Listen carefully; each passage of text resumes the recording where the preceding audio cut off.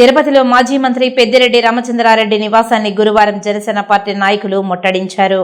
తిరుపతి నగరంలో ఉన్న మాజీ మంత్రి పెద్దిరెడ్డి రామచంద్రారెడ్డి తన ఇంటికి అక్రమంగా వేసుకున్న రోడ్డును తొలగించాలంటూ జనసేన తిరుపతి ఇన్ఛార్జ్ కిరణ్ రాయల్ ఆధ్వర్యంలో ధర్నాకు దిగారు. ఈ నేపథ్యంలో పెద్దిరెడ్డి ఇంటి వద్ద హై డ్రామా చోటు చేసుకుంది. పోలీసులు సంఘటనా స్థలానికి చేరుకుని కిరణ్ రాయల్కు నచ్చజెప్పేందుకు ప్రయత్నించారు. అయినప్పటికీ రోడ్డును తొలగించే వరకు కదలమని చెప్పడంతో పోలీసులు ధర్నాను చెదరగొట్టేందుకు ప్రయత్నించారు. మున్సిపల్ అధికారులు 48 గంటల్లో రోడ్డును తొలగిస్తామని హామీ ఇవ్వడంతో ధర్నాను విరమించారు. చేయాల్సింది మున్సిపాలిటీ వాళ్ళు. మీరు why can't you go to municipality అంటున్నా నేను అనేది మున్సిపాలిటీ వాళ్ళ దగ్గరికి వెళ్ళి పోలీస్ స్టేషన్ ముందు ధర్నా చేస్తారు. కానీ ముద్దాయిల ఇంటికాడ ఏం చేయాలి?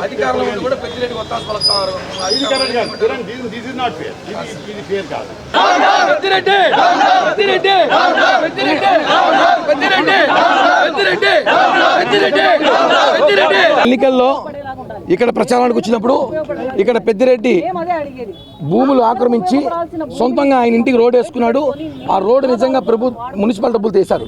ఆ రోడ్డు ఇక్కడ నుంచి పక్క వీధికి అటాచ్ లేదు. ఇక్కడ జనం పోవాలంటే తిరుక్కొని 2 కిలోమీటర్లు పోవాలి. ఆ రోడ్డు ఓపెన్ చేయమంటే చేయలేదు. గత ప్రభుత్వం వాళ్ళ హయాంలో వాడుకున్నారు. ఇప్పుడు అది మున్సిపల్ డబ్బులు, ప్రజల రోడ్డు ఎవరు వాడుకునేది? దాన్ని తొలగించమంటున్నాం. తొలగించమంటే ఈరోజు పోలీసులు వచ్చి పెద్దిరెడ్డికి సపోర్ట్ నిలబడి అంటే అర్థం కావట్లేదు. మేము ఒకటే చెప్తున్నాం, ఆ రోడ్డు తొలగించి మున్సిపల్ అధికారులు వచ్చే వరకు అక్కడ ధర్నా చేస్తాం. ఈ రోజు మిస్ అవ్వచ్చు, రేపు మళ్ళీ చేస్తాం, ఎల్లుండి మిస్ అయితే మళ్ళీ చేస్తాం. ఆ రోడ్డు తొలగించే వరకు జనసేన పోరాటం చేస్తుంది. పవన్ కళ్యాణ్ గారు చెప్పారు, మనల్ని చూసిన ఓటేసారు, ప్రజల కష్టాలు తీర్చమన్నారు. ప్రజలు ఇబ్బంది పడుతున్నారు రోడ్డు వల్ల. ఆ గేట్ కొట్టించే వరకు జనసేన పోరాటం చేస్తుంది. ఆ రోడ్డు ఎవరు ఆ అమౌంట్తో చేసిన అనే దానికోసం ఇంజనీరింగ్ వాళ్ళు కూడా మనం లెటర్ పెట్టున్నాము.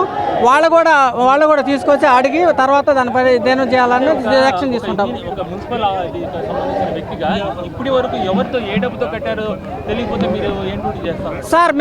మేము టౌన్ ప్లానింగ్ డిపార్ట్మెంట్ సార్, మేము ఇంజనీరింగ్ డిపార్ట్మెంట్ కాదు. అంటే ఇప్పుడు అడుగుతామంటే రోడ్డు కట్టి ఎవరైనా అక్రమంగా బిల్డింగ్లు కడితే ఇట్లే మాట్లాడతారా? లేదు మేము దాని మీద ఏదైనా ఉండేది తీసుకొని తీసి యాక్షన్ తీసుకుంటాం సార్. మేము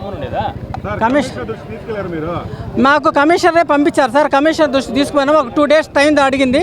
ఆ 2 days లోపల దీన్ని ఏదైనా పరిష్కారం చేసి చెప్తామని చెప్పండి. అంటే మన డిపార్ట్మెంట్ది మనదా లేకపోతే ఈ స్థలం ఎవరిదా అనేది ముందు ఐడెంటిఫికేషన్ చేసుకోవాలి కదా. చేసిన తర్వాతనే ఏదైనా నిర్ణయం తీసుకుంటుంది కమిషనర్.